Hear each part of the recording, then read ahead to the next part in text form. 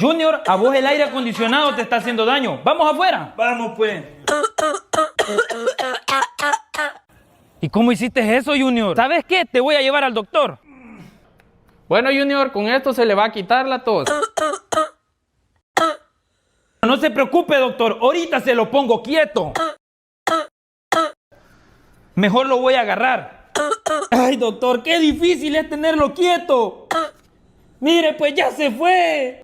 Ay, me siento mal, doctor.